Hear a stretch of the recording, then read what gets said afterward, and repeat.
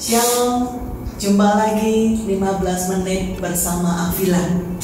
Sobat-sobat Avila, kali ini saya akan membawa tema menjaga hidup baru. Di tema yang sebelumnya, kita sudah belajar tentang apa itu pembaruan karismatik Katolik. Kadang-kadang orang mengatakan kita orang karismatik. Nah, itu terjadi karena ada perubahan hidup dalam diri kita, ada hidup baru. Itu disebabkan karena setelah kita mengalami pencurahan Roh Kudus memenuhi hidup kita, Roh Kudus yang memperbarui kita, merubah kita, kita menyerahkan diri kita untuk dipimpin oleh Roh Kudus untuk memenuhi, sehingga Roh Kudus memimpin seluruh aspek hidup kita, sehingga terjadi perubahan, terjadi pembaruan, ya. Orang-orang sekitar kita akan merasakan bagaimana kita berubah. Ya, dulu saya masih ingat saya mengalami doa pencurahan Roh Kudus ini tahun 89. 30 tahun lebih saya mengalami, dan saya sudah bertemu dengan puluhan, ratusan, atau bahkan lebih dari 100 ribuan orang, ya, lebih dari 1000 orang yang mengalami pencurahan Roh Kudus, yang mengalami hidup baru. Tetapi saya juga melihat juga sekian ratus orang, saya nggak tahu apakah sekian ribu juga orang yang akhirnya kembali kepada hidup yang lama, kembali seperti sebelum mereka mengalami pencurahan Roh Kudus. Hidup lama itu apa sih? Coba kita lihat, ya, di Galatia 5 ayat 19 dikatakan, hidup lama adalah hidup di mana perbuatan daging itu kuat dalam diri kita.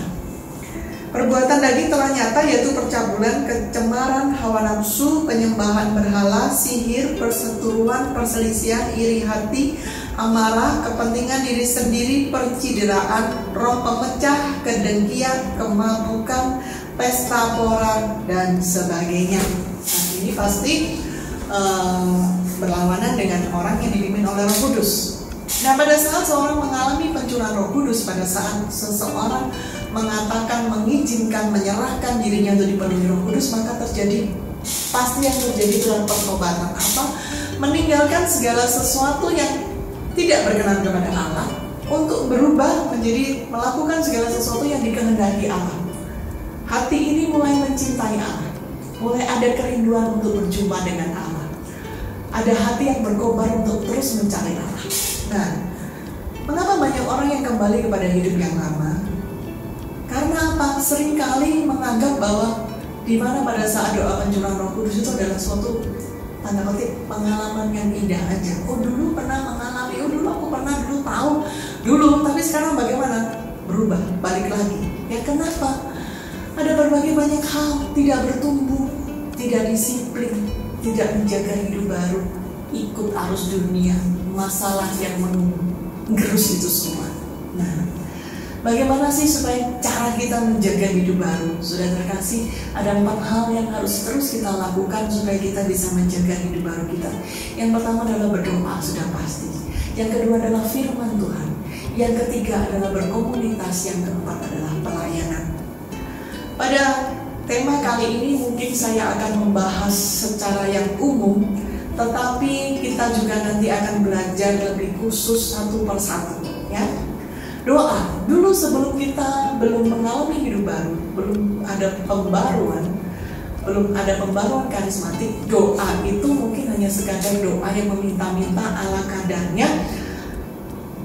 Minta, pokoknya aku butuh ini, minta. Doa bukanlah suatu relasi. Doa bukanlah suatu perjumpaan pribadi dengan Tuhan. Doa hanyalah minta dan minta dan minta. Nah, kalau kita tidak menjalin suatu relasi, bagaimana kita bisa semakin cinta sama Tuhan? Bagaimana kita bisa terus bertumbuh, dan bagaimana kita bisa mencari Tuhan? Suatu cinta, suatu relasi harus dijaga. Betul? Nah, yang kedua adalah belajar tentang firman Tuhan.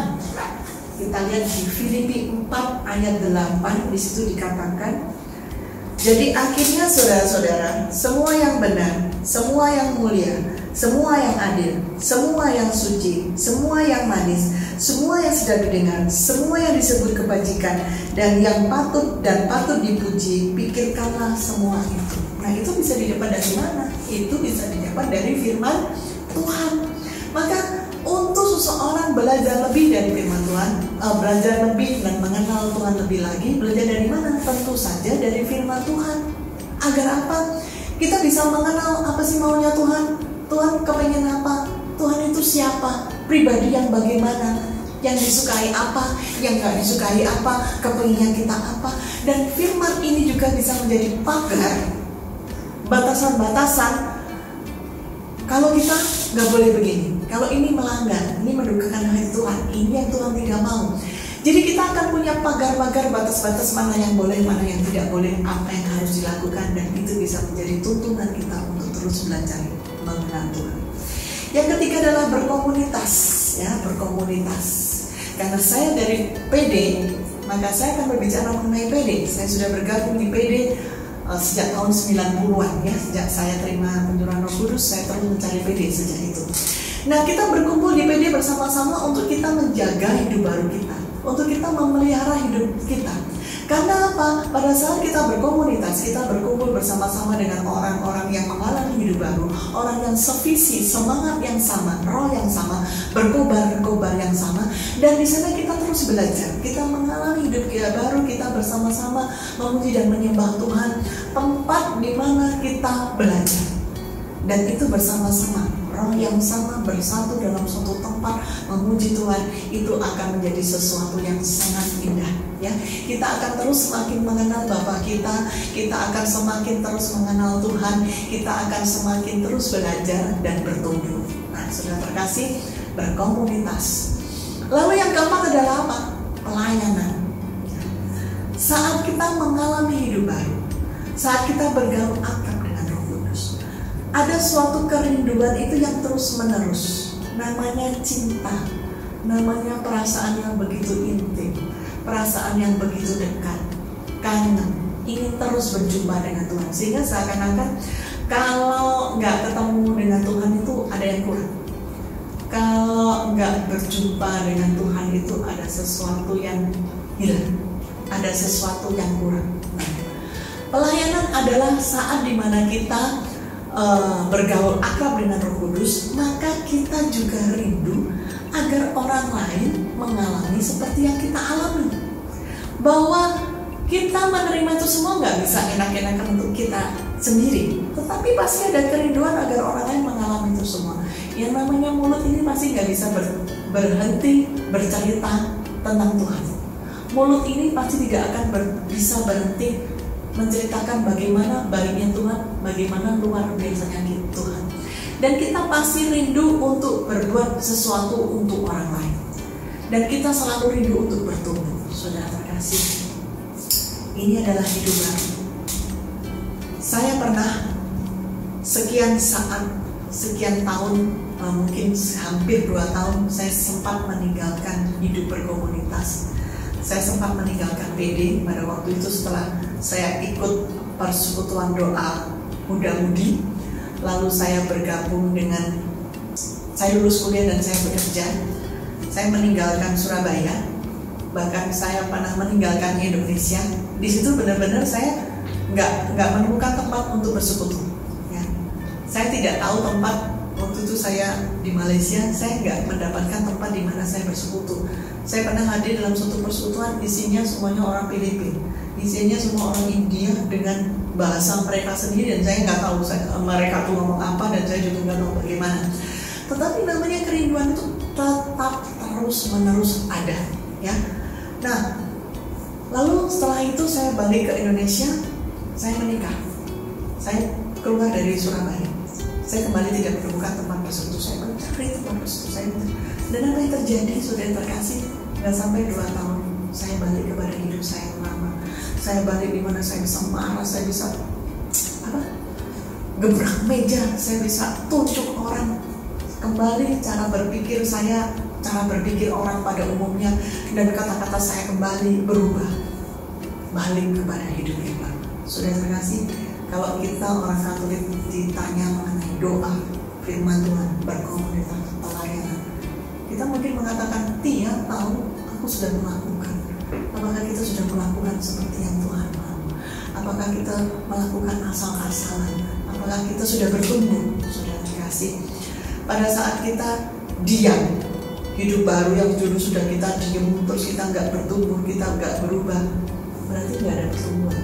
Kalau nggak ada pertumbuhan, berarti bisa dikatakan kita tetap stuck. maka hidup baru yang sudah ada dalam diri kita makin lama akan makin mudah. Makin lama rasa menggebu-gebu, makin lama kerinduan itu akan bisa makin hilang. Makin lama di mana kita tidak berdoa, di mana kita hanya ke gereja biasa, kita mengatakan, kok garing, kok nggak ketemu Tuhan, kok tidak mengalami sesuatu seperti dulu ya. Jangan mencari pengalaman, jangan mencari peristiwa. Dulu pertama kali aku mengalami doa pencurahan Roh Kudus itu begitu luar biasa, aku begitu sukacita, aku begitu senang, merasakan sesuatu yang wow. Sudah terkasih, Roh Allah ada di dalam diri kita. Roh Allah tidak pernah meninggalkan kita. Dia selalu ada di dalam diri kita. Maka yang harus kita lakukan adalah setiap hari, setiap saat di dalam perjalanan hidup kita, kita terus berdoa, kita terus belajar firman Tuhan, kita terus mengenal Tuhan dengan berkomunikasi, kita terus pelayanan. Sudah dikasih, saya sudah 30 tahun lebih bertobat, lebih mengalami pembaruan, lebih mengalami hidup baru. Tetapi keempat hal itu pun bagi saya sampai sekarang itu adalah suatu perjuangan yang harus selalu saya lakukan.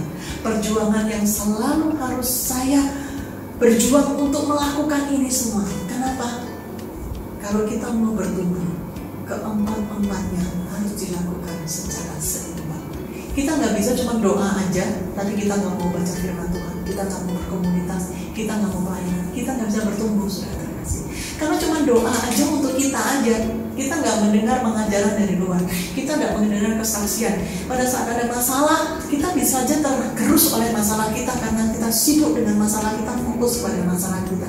Tapi pada saat kita berkomunitas, kita punya teman-teman, kita diingatkan, kita diajarkan, ada teman yang mendoakan, ada teman yang menguatkan. Kita belajar firman Tuhan, kita tahu bagaimana menghadapi masalah. Nah, itu adalah satu contoh. Atau saya cuma mau baca firman Tuhan aja, saya nggak mau doa, saya nggak mau berkomunitas, saya nggak mau pelayanan. Itu pun juga tidak bisa. Pada saat kita belajar terus, masuk terus untuk kita, gak kita keluarkan untuk kita berikan dan bagikan kepada orang lain. Orang Jawa bilang kembung, sudah terkasih, ya nggak ada gunanya. Atau kita berkomunitas, datang aja berpede, tapi setelah itu nggak berdoa, nggak baca firman Tuhan, nggak bisa. Kita datang ke PD pun kita akan garing. Apa? Kok nggak ketemu Tuhan ya? Kok nggak mengalami Tuhan ya? Kok pujiannya begini ya? Kok firmannya begini? Itu pasti akan kita rasakan karena kita tidak melakukan yang lainnya. Untuk kita bisa menjaga hidup baru kita, kita harus bertumbuh dan menjadikan Yesus sebagai pusat hidup kita. Jadikan Yesus sebagai tujuan hidup kita. Sehingga apapun yang kita lakukan, kita kembalikan kepada Yesus. Kita berdoa, mengalami relasi dengan Tuhan Yesus. Kita belajar untuk mengenal pribadi Yesus lebih lagi. Kita berkomunitas untuk bersama-sama dengan saudara yang mencintai Tuhan, saudara yang sevisi, saudara yang bertumbuh. Dan kita pelayanan untuk kita membagikan kasih Tuhan kepada saudara yang lain. Saudara terkasih, mari terus menjaga hidup baru yang Tuhan berikan kepada kita. Mari terus menjaga, menjadi orang pembaruan bersama dengan Roh Kudus, sehingga karisma, karunia Roh Kudus terus ada dalam diri kita. Sampai jumpa, Tuhan